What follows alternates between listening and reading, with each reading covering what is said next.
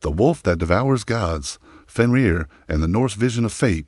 The phrase the wolf that devours gods evokes one of the most haunting and profound images in world mythology, Fenrir, the monstrous wolf of Norse legend destined to kill Odin, the All-Father, at Ragnarok, the end of the world. Far more than a mere beast, Fenrir embodies the inescapable nature of fate, the fragility of power, and the courage required to face inevitable doom. In a mythos where even gods are mortal, Fenrir is not a villain, but a necessary force of cosmic balance. Born of Loki, the trickster god, and the Jonas Angerboa, Fenrir was no ordinary creature. His rapid growth and terrifying strength alarmed the Aesir, who feared he would one day overthrow them, rather than destroy him. They sought to bind him with chains of divine make, each stronger than the last.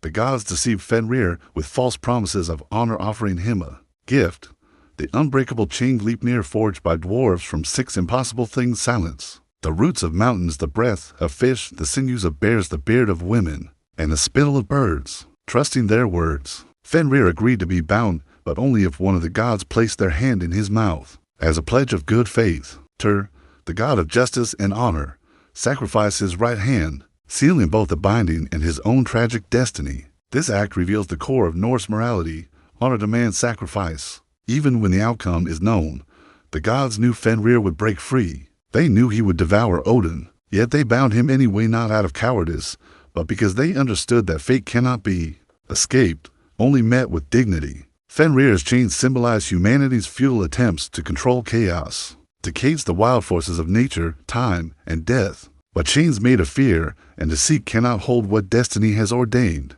At Ragnarok, prophecy comes true.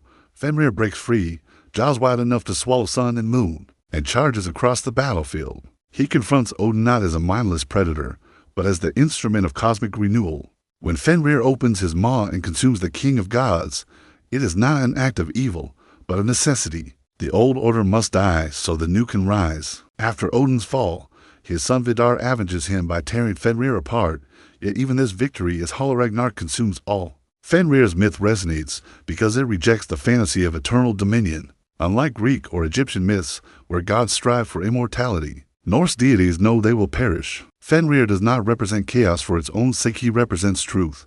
The power is temporary. That arrogance invites downfall, and that even the highest must bow to time. Modern interpretations often cast Fenrir as a monster to be slain, but in the original lore, he is sacred, a manifestation of primal energy, the untamable force that renews creation through destruction.